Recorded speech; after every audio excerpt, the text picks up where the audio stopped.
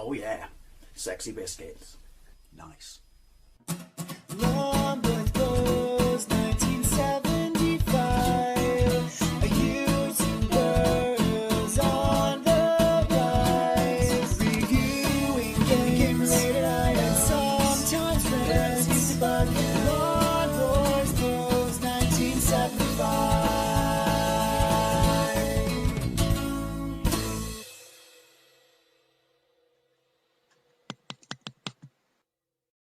Hey YouTube, Long Post 1975 and welcome to another Marmite food review. My mouth is gone already. I told you I'd be working my way through some Marmite products, so this is my second Marmite product review. Well, not my second ever, but my second in recent times, I shall say. As I've said before, if you want to know what other Marmite things I have tried, including their deodorant, obviously I didn't eat it, I do have a Marmite playlist, but in this video, excuse me, I will be taking a look at limited, see, limited edition? Why?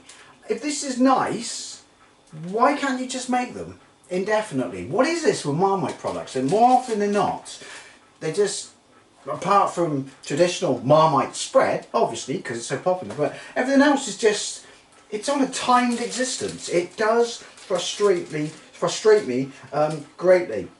But yeah, limited edition Ginsters, a grab and go meal deal, steak and Marmite with cheese pockets, 100% British beef. Thumbnail.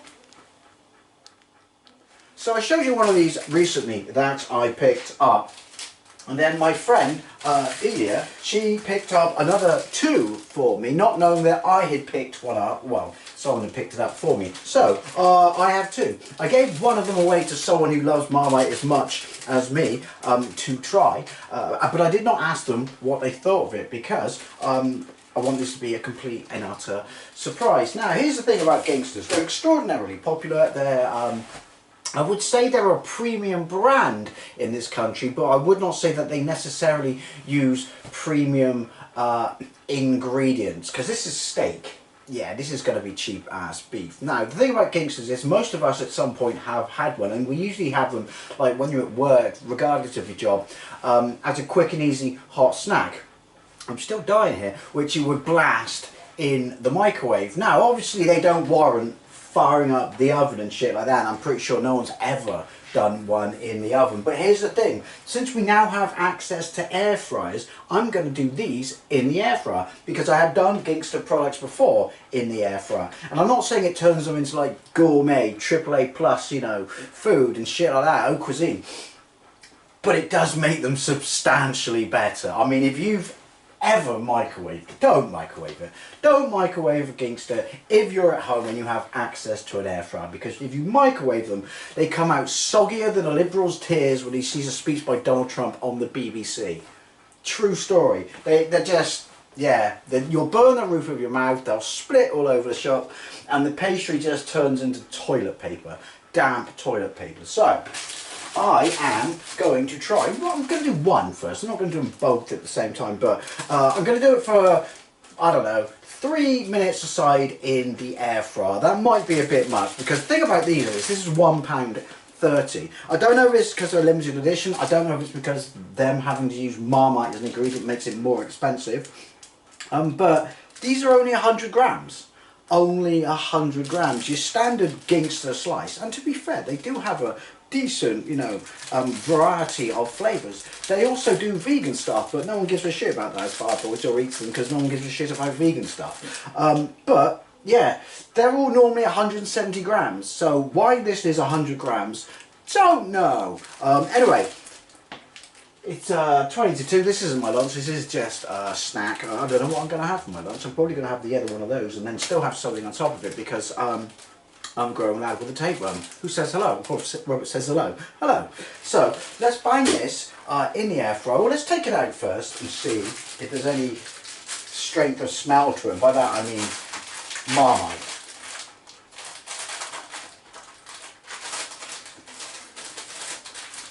I never knew these were a thing, by the way. I didn't know they were a thing. I think they're still fairly recent, like in under 2 weeks. But someone sent me a picture on Facebook, or included me in a post on Facebook. But other than that, I've not seen Marmite or Ginsters directly advertising on Facebook, which I feel doesn't help them, because I'm pretty sure that most people who love Marmite like me, otherwise known as normal people, would love to try this. Can't get it out of the bag, don't want to damage the pastry.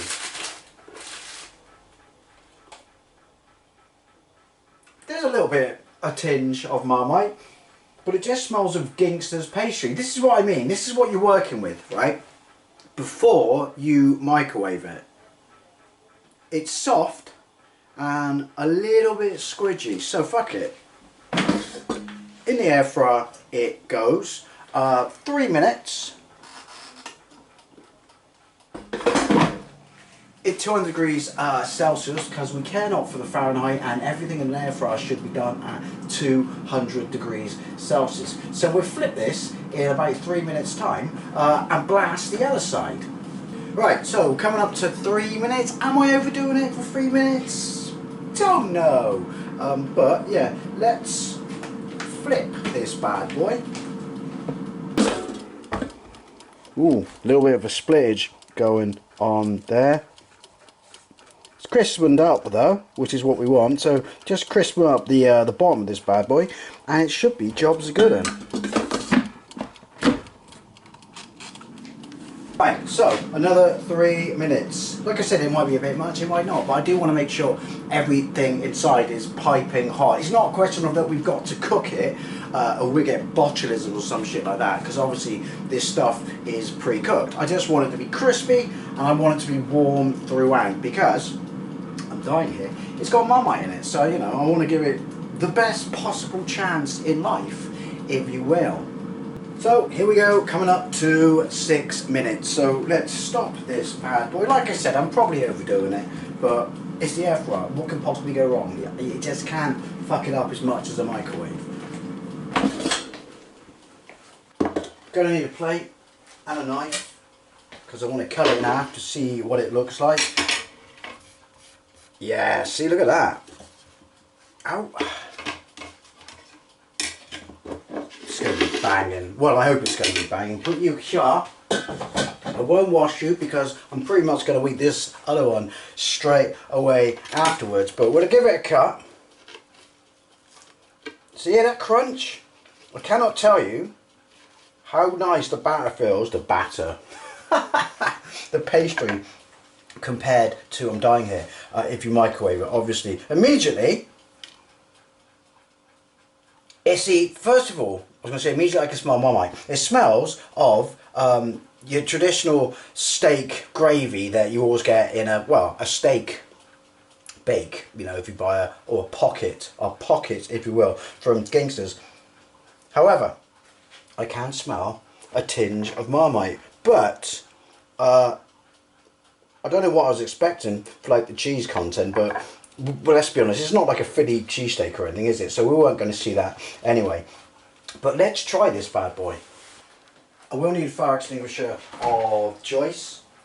What should we go for? What should we go for? Yeah, we'll carry on with the Vive Lemon Zero Sugar knockoff Fanta, basically. I am aware, when you look at it like that, it looks pathetic. I am aware that this is the least substantial of all the Marmite products you could try in the current range, but I had to try it. Like I said, it does surprise me that it's only available as a 100-gram slice. I mean, Jesus, that's nothing. Anyway, 2 tears in a bucket, fuck it.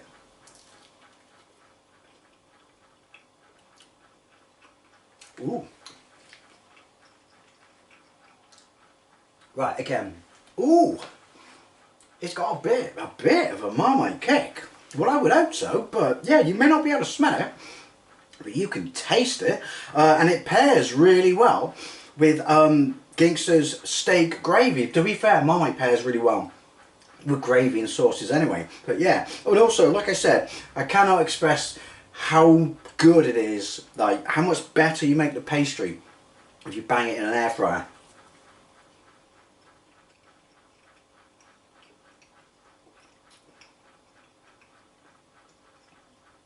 big lash of Marmite. Can't taste the cheese at all. Cannot taste the cheese.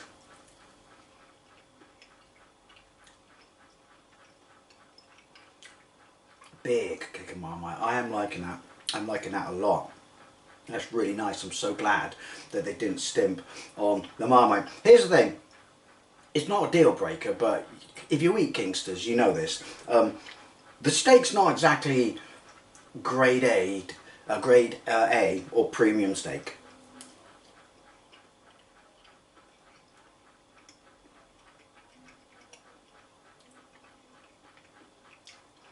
Like that piece, for example.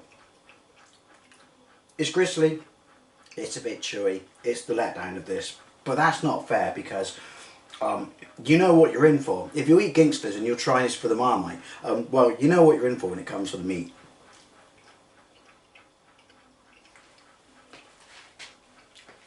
A little bit of cheese came through then actually. There is a cheese taste in it. It's not massively prevalent. How prevalent I was expecting it to be, pairing it with, you know, steak gravy and Marmite, but it's in there, you can taste it.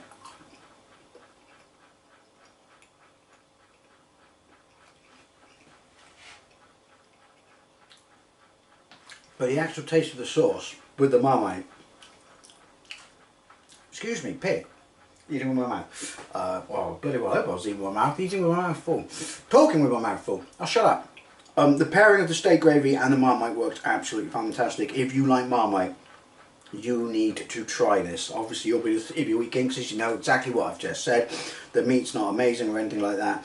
But if you like Marmite, you can taste it. It's in there. It's definitely in there, and it pairs with the gravy really, really well. Because like I said, there's a strong kick of Marmite, and the gravy's nice and rich, so they just work so well. And also, don't microwave it. This is just making me hungrier and hungrier. But yeah, what's it called again? I don't know where my other one is. Oh, there it is. Ginsters steak Marmite with cheese pocket. Just why is it so bloody small? Anyway, Stealth Windy Pops. I'd love to know what you think, especially if you've tried these. Double Stealth Windy Pops. Thank you very much. Triple Stealth Windy Pops. Thank you very much for watching, and I'll see you later.